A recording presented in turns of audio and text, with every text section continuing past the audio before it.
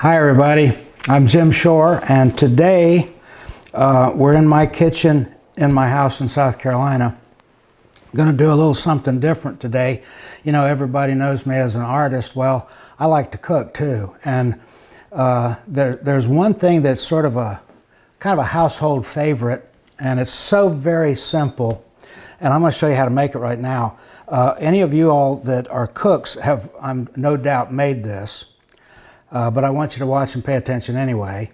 And for all of you who haven't, you'll have a great time with it. This is something you can do with the kids, and it's banana bread.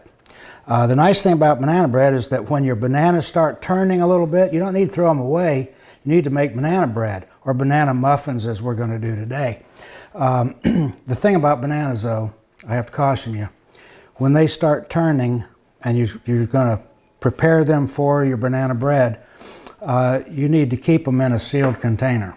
And the reason for that is because if there is a gnat anywhere in your part of the state, that gnat will find those bananas and he'll call all of his friends, and you'll have a kitchen full of gnats. So if you don't want that, make sure they're closed up before they...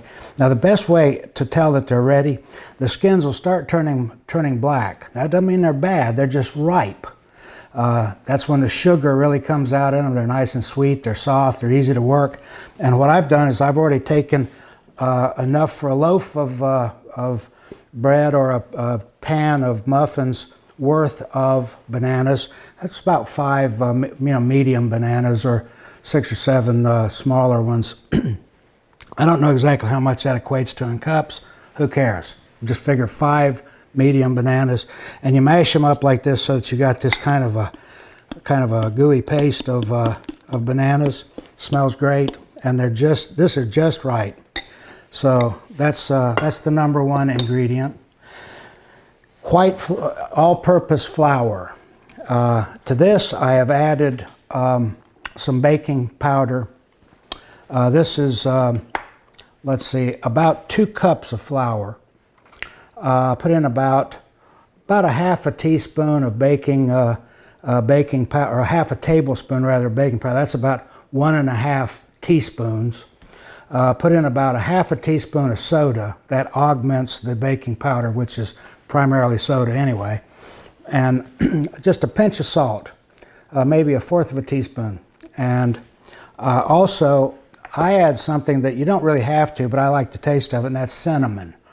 I add about somewhere between a half or a little bit more of a tablespoon of cinnamon, because I like the taste of cinnamon in this stuff, but that's one of those things that's optional. This is one of those things you can add a lot or subtract a lot and make it sort of customize it to what you want. I'm going to show you the basic thing of the way we like it. So I have the flour, the bananas, sugar. This is a combination, half and half, of brown sugar and white sugar. It makes up about a cup, I think, half and half. So get that ready. 2 eggs beaten, and here I've got some walnuts. That's another thing that's optional. I like walnuts in it. And also, the last thing we're going to do is we're going to put a streusel together, and that's a topping, and that's a very simple thing. That's just brown sugar, flour, chilled shaved butter, make it easier to work, and also you can put nuts in that. That's optional. I'm not going to do that today, but you can if you want to. So we got all the ingredients out here. We also have the companionship of Button, Squeaky, and Pinky, and that's a new part of the line. So they're here in the kitchen with me. And also coffee. You never bake or cook anything unless you have something to drink with you. In my case, it's coffee. In your case, it might be wine, but I caution you, make it a small glass, because that can affect the outcome of your cooking project. Okay, so we combine all the combined flour and dry ingredients. Put it in there. We've got the flour. We've got the baking powder, the baking soda, the salt, and the cinnamon. And I want to caution you about cinnamon. Be very vigilant when you go to your pantry looking for your ingredients, and always read the labels to make sure you know what you have, so that you don't inadvertently mistake chili powder for cinnamon. They look a lot alike, and take it from me, I have personal experience in that making that mistake never ends well. So know what you're doing. Pay attention. So okay, we got our dry ingredients together. Now we are going to add the sugar, and we will take our stirring implement, in this case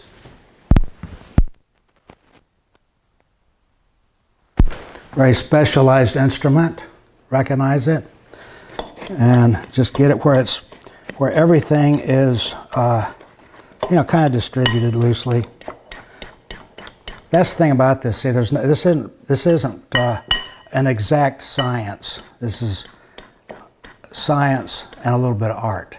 So you get it close. Make sure also that all these little pieces of brown sugar, if you can, try to minimize that, so you don't have pockets of sugar. Then what you do, you combine the egg with the, okay, let's see, one thing I forgot. Okay, another thing I forgot to tell you about is the butter. So we got about 1/4 cup of butter. Add a little oil to the butter, it makes it disperse a little easier. And into the bananas, you put that, egg, and also the butter. And to tell you the truth, you look on a recipe book and they'll tell you to combine all this stuff and when to combine it, and I don't really think you have to pay that much attention to this. I think as long as it gets all combined, I think you'll be fine. But, I'm a conformist, so I'm doing it the way the book says. Okay, now we've got our mixture all together, and let me kind of recap. We've got a couple of cups of flour. We got a cup of sugar, which is brown sugar, white sugar, mixed together here. We've got 2 eggs beaten. We've got about 5 mashed up bananas. We've got half a tablespoon of cinnamon. We have got, let's see, what else? We've got, around a half a cup of butter. And we've got a pinch of salt, soda, baking soda. I'm sort of going through this fast because we're going to post this on the site, so you'll be able to go and see exactly what it is. So, but it's supposed to look about like that. It's kind of lumpy, but that's the way it's supposed to look. And at this point, we're ready to put the nuts in it. But in my house, since I'm making this for Valentine's Day, which is just around the corner, for my sweetie, which is Jan, she doesn't like nuts and stuff. So I'm going to make a half a batch with nuts and half a batch without the nuts, just to make her happy. And the way I'm going to do that, I'll spoon out the stuff for her, then I'll add the nuts, mix it up a little bit, and then do the rest of it. If you're going to make it into a loaf, you would use a loaf pan about like this, greased. Today, though, we're going to make muffins. We're going to make some big ones, and we might have a little left over, and I've got a pan for the little small ones too.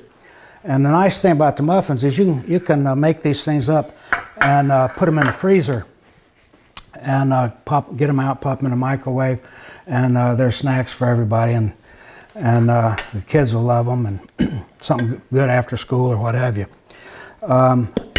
I've prepared this muffin pan with oven spray, so it has a little bit of a release. So, and I'm just going to use these wooden spoons. Wooden spoons are great to use, but I have to tell you, every once in a while, you need to coat everything that you're using in wood, whether it's chopping block, cutting board, cheese board, or a wooden spoon or implement, with mineral oil. That keeps the wood in good shape, and it keeps things from penetrating into the wood and that sort of thing. use mineral oil because it does not go rancid like vegetable oil or that sort of thing will over time. Mineral oil doesn't go rancid because, well, it's made out of minerals, and it's minerals don't don't rot. Okay, so now what I'm going to do is just scoop a little bit of a dollop, and not too much. You don't want to completely fill it up, because that might be even a little bit too much. But it's going to rise just a little bit and make a little bit of a top. So you won't want to get too much. Oh, I got too much again. That's okay. It might come over the sides just a little bit. That's okay. So this batch will make just about 12 of these things.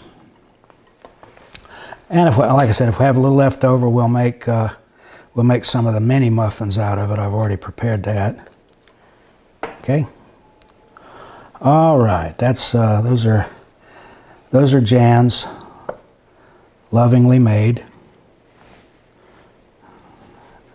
with no nuts. And now add the nuts. That's for a full batch.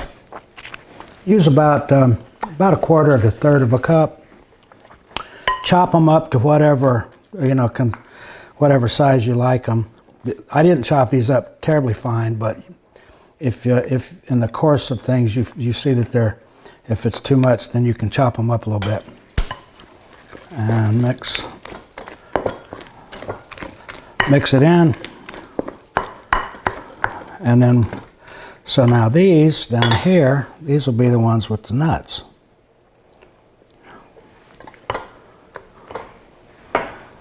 So mix about 12 or one good loaf. Obviously, if you want more than that, just double double the recipe, and you'll be good. Next thing we're going to do is we're going to top everything with streusel. Now, streusel is a topping that is made out of about a quarter of a cup of flour, a quarter of a cup of brown sugar, about a quarter of a cup of shaved butter. And you don't want it too soft because it needs to be kind of a crumble. So you want the butter to disperse real nicely throughout the topping, and I'll show you how to do that in just a minute. Okay, we've got that, and we got a little bit left over, which we will put into the minis later. And in the meantime, here's the mix that I've got for the streusel. That is brown sugar and flour, basically. Also, I don't know whether I mentioned this, I guess, but you can add nuts to this too, which I'm not going to because I'm going to streusel the whole works here. Now, the way I get the butter shaved is I use a cheese grater. This is a little one. You can see it's a little bit easier actually with one of the big ones, or you can use a one of these things where you use Parmesan cheese,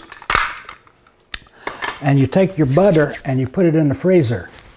Let me go get it.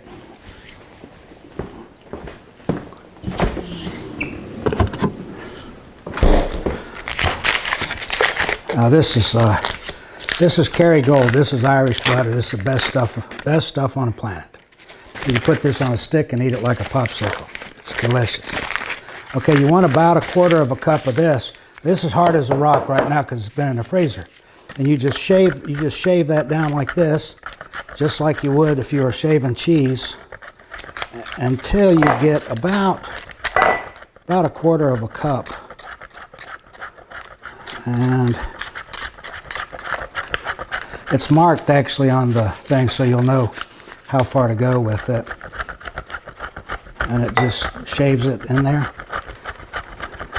And the reason for that is because it's supposed to be a crumble, so you don't want big lumps of butter.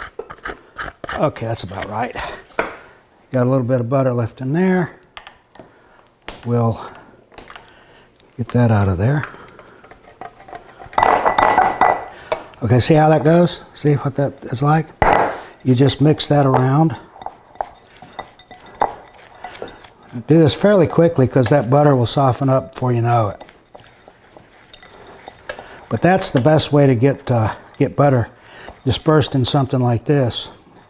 If you wanted to evenly distribute it and still something that you can use as a topping. And what we'll do here is we'll just get a little bit and we'll just sprinkle a little bit on each one of these.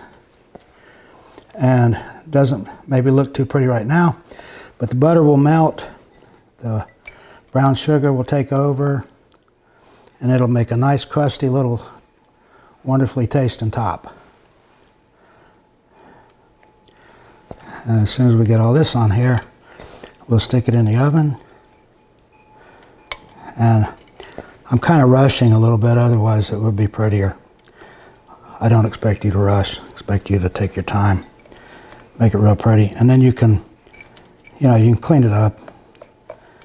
Make it look good. Okay. That's what we got, and that's what it should look like before it goes in the oven. It's all there.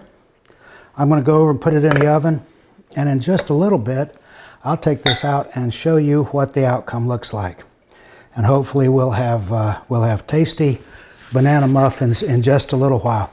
It'll take about, for muffins, let's start checking them about 15 minutes in. It should take no more than half an hour to actually cook these things at 350. But it depends on your oven and altitude and all that stuff. So I'll be back in just a little while, and I'll show you what the finished product looks like. Bye-bye. Okay, everybody, I'm back, and I've just popped them out of the oven. They've been in for a little less than half an hour. Nicely browned. Now, I told you that I didn't fill the things up all the way. Well, you see what happens. They rise up and they form this really nice muffin shape. If you have put your oil, grease these pans properly, they should pop right out as soon as they get just a little bit of time to cool. These are still pretty hot because I just took them out, but they still ought to release pretty well. There, see? Makes a really nice, beautiful little muffin shape. Streusel on top is nice and firm, a little bit crunchy. So, since this is Valentine's Day right around the corner, this is the perfect thing for a little treat on Valentine's Day.